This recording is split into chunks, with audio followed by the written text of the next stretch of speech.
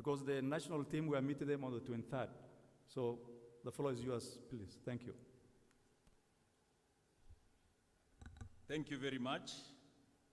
The chairman, the Presidential Working Committee on Education, Professor Munavu, and my senior colleague, my colleagues, union officials, students, all other protocols observed, the Minister of Education officials, good afternoon.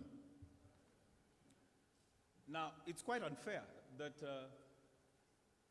I'm the speaker following quite some very brilliant presentations that I think I'm actually at loss. The optics don't look nice for me. Coming here after such kind of speakers ahead of me, I think I have an uphill task. But then this is actually familiar ground. I am one of the lecturers at the University of Nairobi. My name is Dr. Maloba Wekesa. I am the Secretary General of UASU. So I should actually be welcoming you to the University of Nairobi. Karibuni sana. Obviously, as a lecturer, this is what we do. We talk quite a lot, and I'm hoping I'll be given some time. But I will not want to bore you. I know every other person here wants to listen to just the point that is being made. I'm always very numerical. I would have actually started by giving you a rationale of why we have to be able to speak in this forum. I would have taken you through the milestones of UASU, because UASU, as an organization, has not just shaped the thinking around education for the longest period.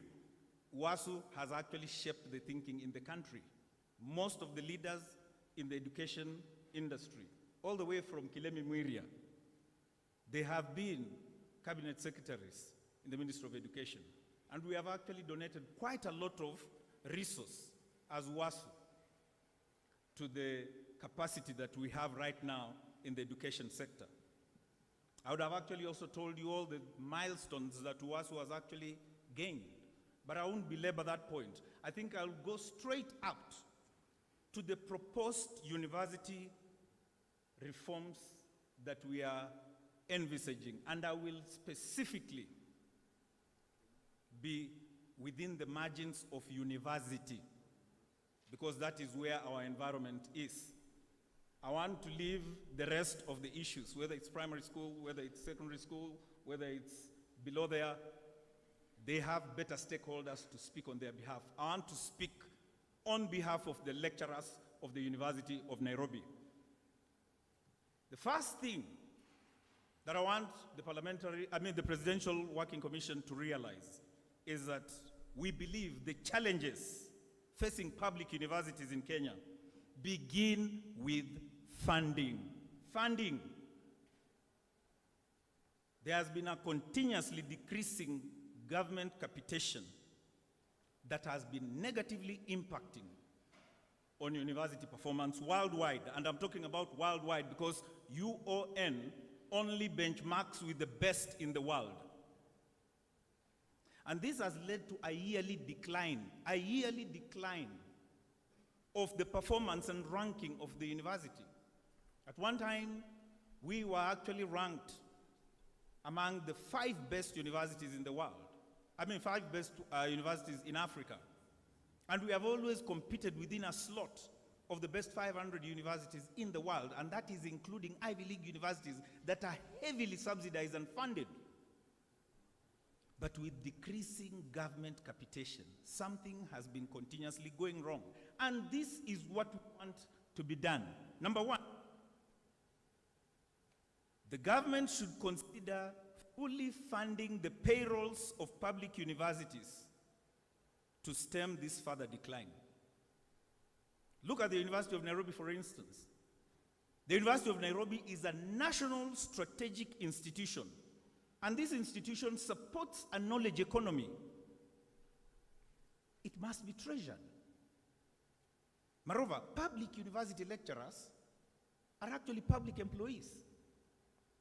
The notion that they should actually contribute to their own payrolls is not only ridiculous, it doesn't actually add up. Number two, the government should consider a rescue package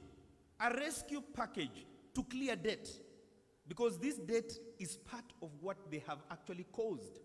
So that means we are entitled for a rescue package so that we clear debt on things like statutory bodies, Kenya Revenue Authority.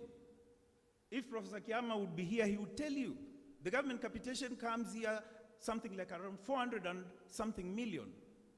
And the first people to come and collect nearly 50% of that is Kenya Revenue Authority. The government giving you in one hand and taking 50% from the other hand. This is not fair. That's why we are looking for that rescue package. So that we do not, within our recurrent expenditure, continue sinking into debt.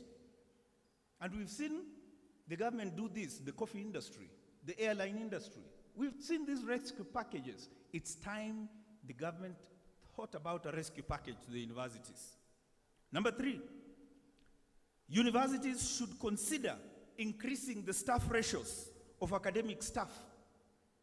Academic staff are the cogs of that industry at the university. If you don't increase the ratio of the people who are actually the core running that institution, what would you expect? I would want to teach, and I have taught in this hall many times. I only want to talk to a multitude as the feeling of this hall when it is an orientation, but not a classroom. Because I want those students to engage with me at a much more deeper level. As lecturers, we have so much resource, so much. But that resource is only accessible if those students can interact with me at a more personal level. So we are thinking the best way is increase the staff ratios.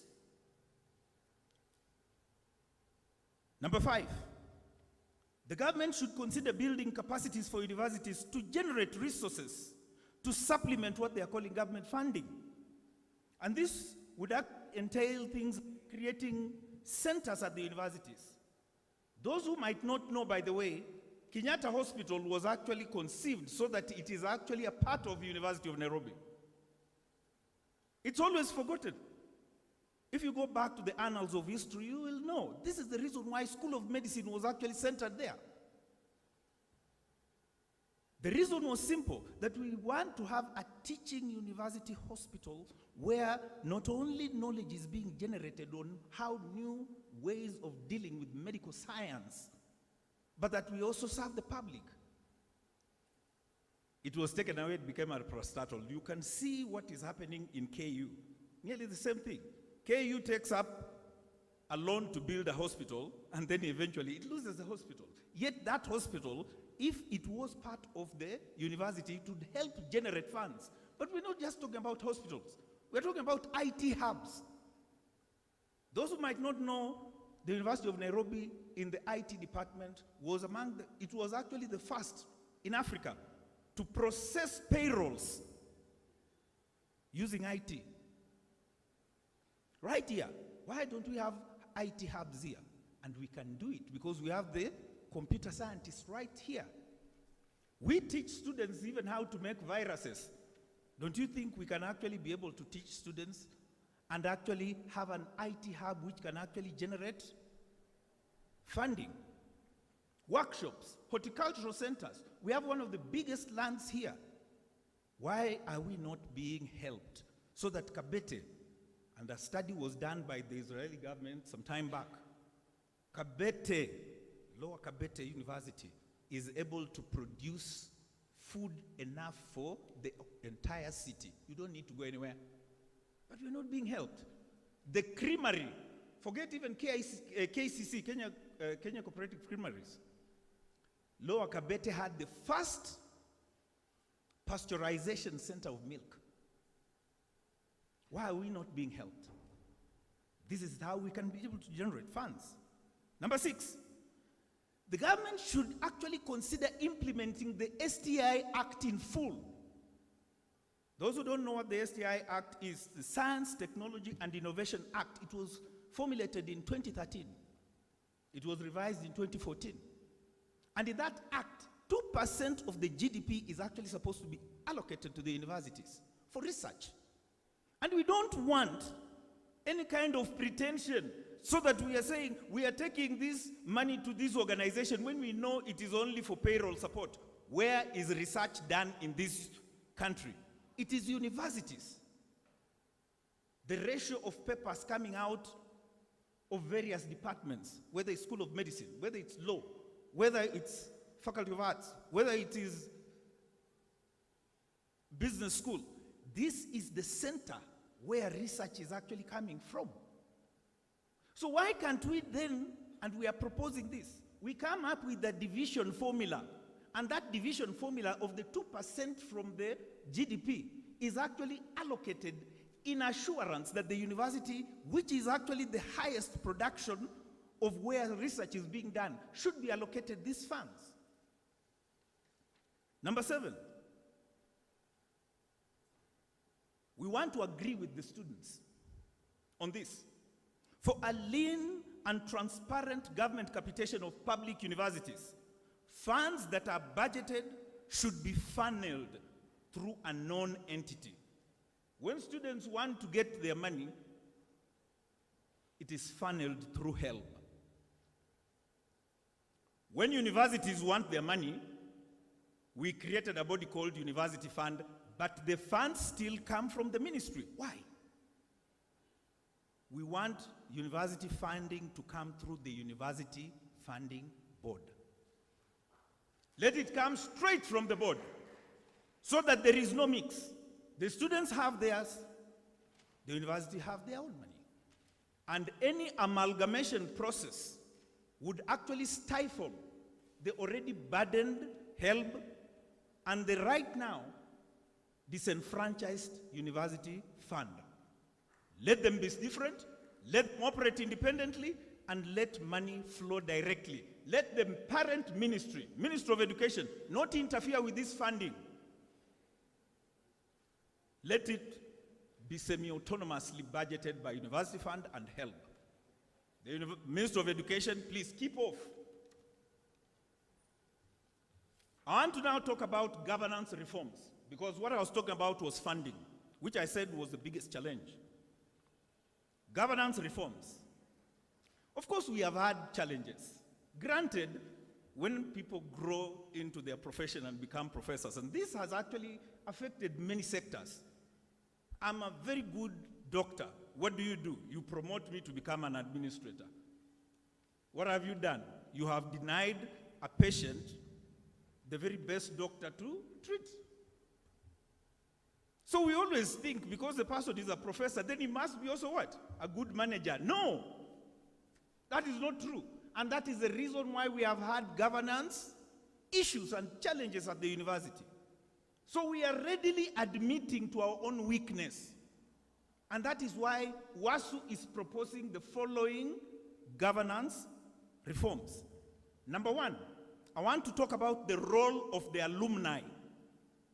Think about it. University of Nairobi, as we speak, here are the people we boast of. The current president, University of Nairobi. The current vice president, University of Nairobi. The Speaker of Senate, University of Nairobi. The Speaker of Parliament, University of Nairobi. The Chief Justice, University of Nairobi. Let's appreciate. All sectors, as we are talking about, come from the University of Nairobi. So what is the role of alumni? We have such a vast resource. Here is what we are proposing, that the alumni not only plays a philanthropic role, alumni should also get a seat in the university council. A seat in the university council. Second, appointment of university chancellors. Of course, across the Commonwealth, I'm just about to finish. Okay. Across the Commonwealth, university chancellors are actually ceremonial heads, but they are the embodiment of the traditions of that university. Being titular heads, when you see a chancellor, and Professor Munavu, you've been one. When you see a chancellor, that is who the university is all about. People of a checkered background.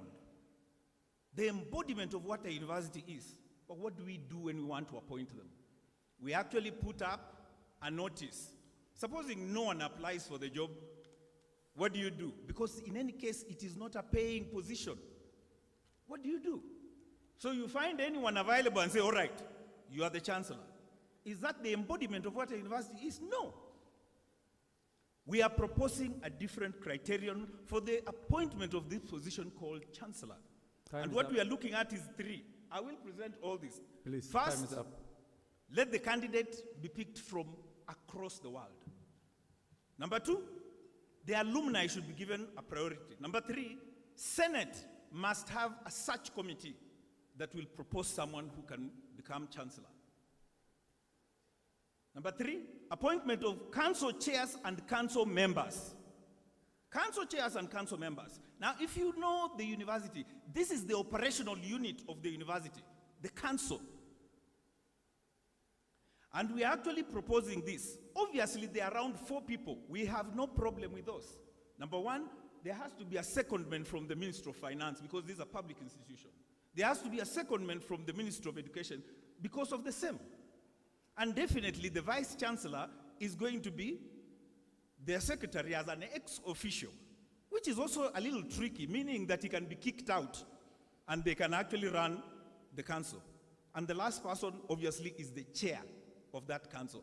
The other 5 members, this is what we are proposing. 5 members, because there are supposed to be 9 members in the university council. We are saying this. Number 1, back to the alumni. Like I saw, this is a resource. 1 member of the alumni. Number 2, workers representative. Put UASU there, put me there. Number 3, financial sponsors. Number 4, private industry representative. And number 5, this is a university. We want a diaspora linkage. Those 5 people should be the ones to be placed. Thank you, Mwalimu, thank you. I would have actually talked about the appointment of vice chancellors, and I would have wanted Professor Kiama to be here. But you have it in writing, isn't it? Yeah, no, I'm not going to talk about that. The only thing is we were proposing also a structure of the university vice chancellors up till the structure of the university executive board, because that is actually very central. Let me just touch on 2 last issues. Number 1, about employment of university staff. We are proposing this. University staff should actually be placed under special agencies in the country. Why? Because this is a very specialized industry. We are talking about a very specialized group of individuals trained over a long period, mostly a lifetime.